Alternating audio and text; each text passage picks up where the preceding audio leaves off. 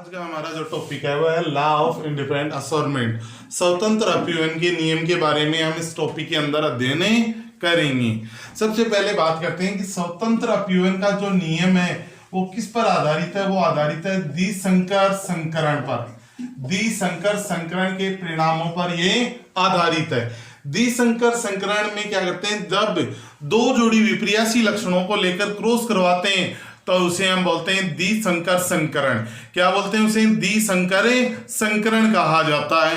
स्वतंत्र अपव्ययन का जो नियम है वो क्या कहता है? ये कहता है यदि दो या दो से अधिक विपर्यासी लक्षणों युक्त पादपों का संकरण करवाया जाता है तो एक लक्षण की वंशागति का दूसरे लक्षण की वंशागति पर कोई प्रभाव नहीं पड़ता है। अर्थात प्रत्येक लक्षण के युग्म विकल्पी केवल पृथक ही नहीं होते अपितु भिन्न लक्षणों के युग्म विकल्पी एक दूसरे के प्रति स्वतंत्र रूप से व्यवहार करते हैं, जिसे कहा जाता है स्वतंत्र अपव्ययन का नियम। यानी एक दूसरे की वंशागति पर कोई विपरीत प्रभाव नहीं पड़ेगा।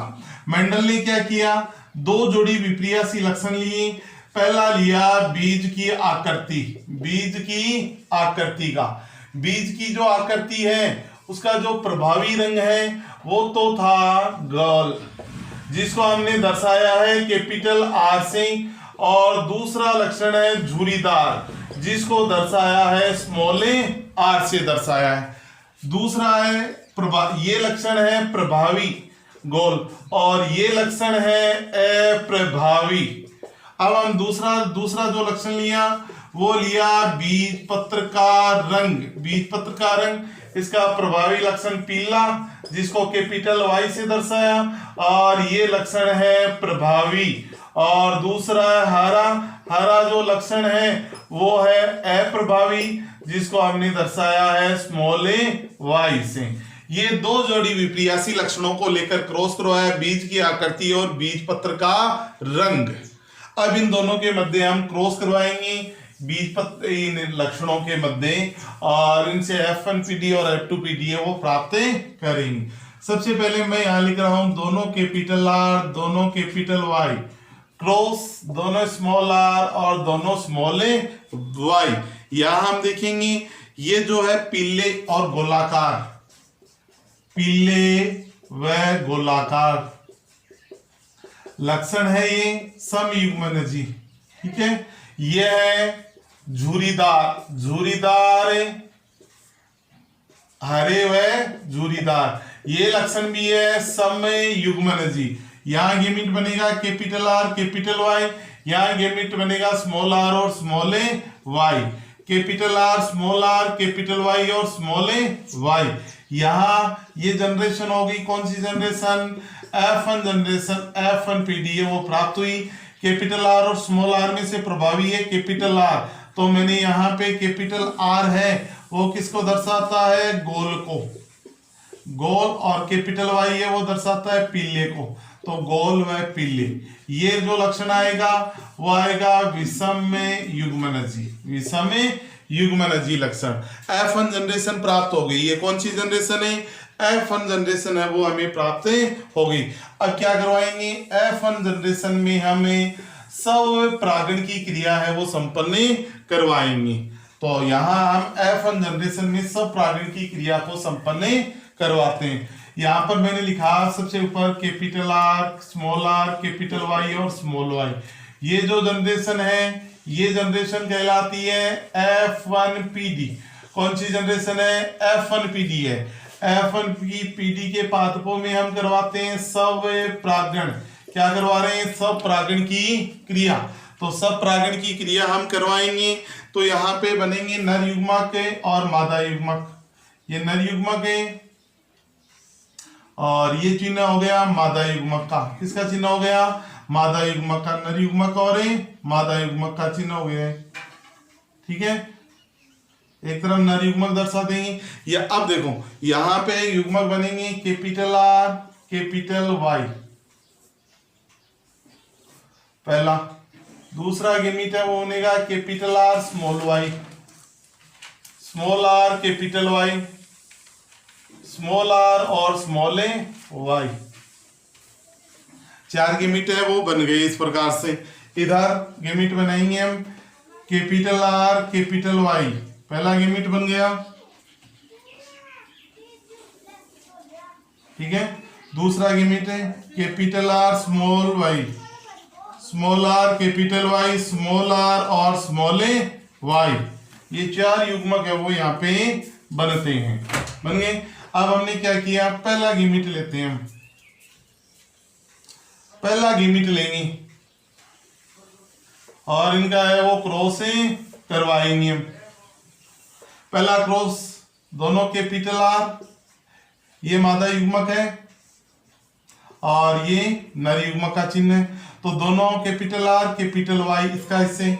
अब इस युग्मक का क्रॉस से करो, दोनों कैपिटल आर कैपिटल वाई और small Y, capital R small are capital Y और capital Y, capital R small are capital Y और स्मॉल वाई संतति। अब इस युग्मक का क्रॉस इन चारों से करवाएंगे, तो दोनों capital R capital Y small Y, फिर दोनों कैपिटल आर दोनों स्मॉल वाई, फिर आएगा capital R small are capital Y और स्मॉल वाई, फिर आएगा कैपिटल आर स्मॉल आर और दोनों स्मॉल ए वाई, फिर आएगा कैपिटल आर स्मॉल आर दोनों कैपिटल ए वाई, फिर आएगा capital R small are capital Y और स्मॉल वाई, फिर आएगा दोनों स्मॉल आर और कैपिटल वाई और कैपिटल ए वाई, फिर दोनों स्मॉल आर कैपिटल वाई और स्मॉल ए वाई, फिर आएगा capital R small are capital Y और स्मॉल वाई, फिर आएगा कैपिटल आर स्मॉल आर और दोनों स्मॉल ए वाई, फिर आएगा दोनों स्मॉल आर कैपिटल वाई और स्मॉल वाई,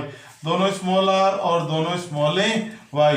ये जनरेशन है वो कहलाएगी F2PD। कौन सी जनरेशन है ये, F2PD कहलाएगी। अब इस F2PD में हमें निकालना है लक्षण प्रारूप, लक्षण प्रारूप अनुपात, लक्षण प्रारूप अनुपात निकालेंगे हम। तो लक्षण प्रारूप अनुपात में हम सबसे पहला लक्षण लेंगे गोल व पीले, ठीक है पहला। दूसरा लक्षण लेंगे गोल व हरे। तीसरा लक्षण है वो लेंगे हमें झुरीदार व पीले, झुरीदार व पीले। चौथा लक्षण हम लेंगे झुरीदार व हरे, झुरीदार व हरे।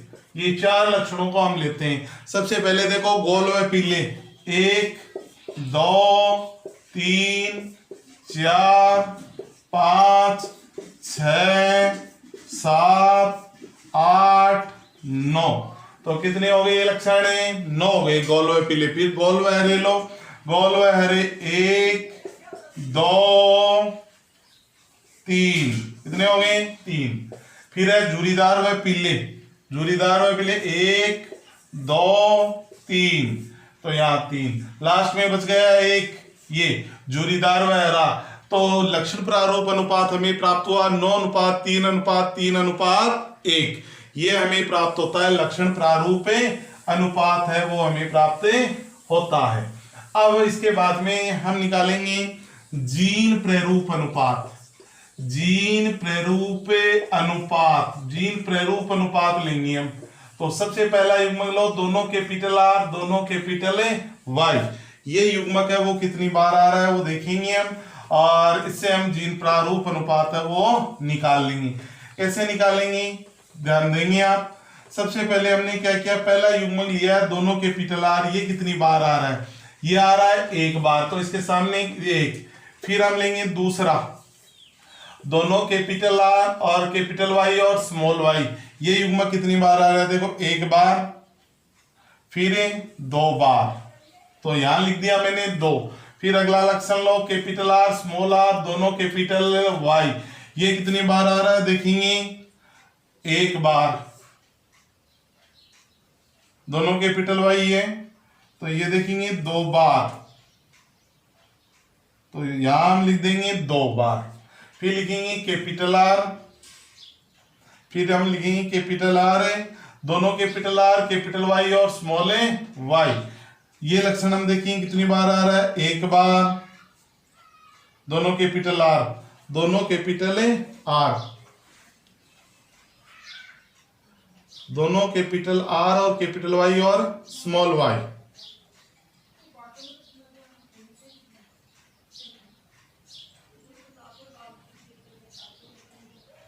ये लक्षण देखेंगे, देखो शुरू से दोबारा देखो, दोनों कैपिटल आर दोनों कैपिटल वाई एक बार, दोनों कैपिटल आर कैपिटल वाई और स्मॉल वाई, ये कितनी बार हो गया, 2 बार। देखो दोनों कैपिटल आर दोनों कैपिटल आर कैपिटल वाई और स्मॉल वाई, तो ये हो गया एक और 2 बार।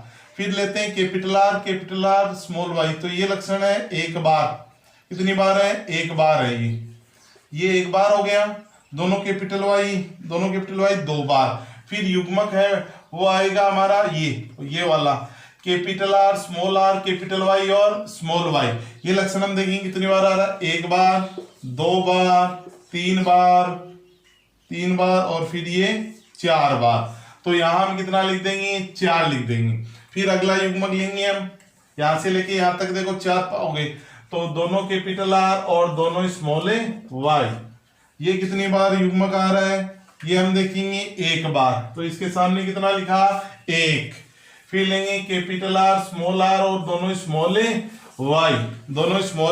वाई, ये जो युग्मक है वो एक बार युग्मक आ गया।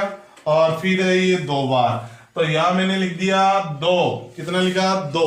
इसके बाद में अगला लक्षण लेते हैं, दोनों स्मॉल आर और दोनों कैपिटल वाई, ये लक्षण आ रहा है एक बार। कितनी बार, एक बार, तो इसके सामने मैंने लिखा 1। फिर हम अगला युग्मक लेंगे, दोनों कैपिटल आर कैपिटल वाई और स्मॉल वाई, ये लक्षण कितनी बार आ रहा है, 2 बार। तो दोनों स्मॉल आर दोनों स्मॉल वाई, ये लक्षण कितनी बार आ रहा है, 1। 12 24 12 और 1, 3 2 5 9 10 11 12 13 14 15 और 16, ये हमें प्राप्त हो गया जीन प्रारूपे अनुपात। क्या प्राप्त होता है, जीन प्रारूपे अनुपात है वो हमें प्राप्त हो जाता है।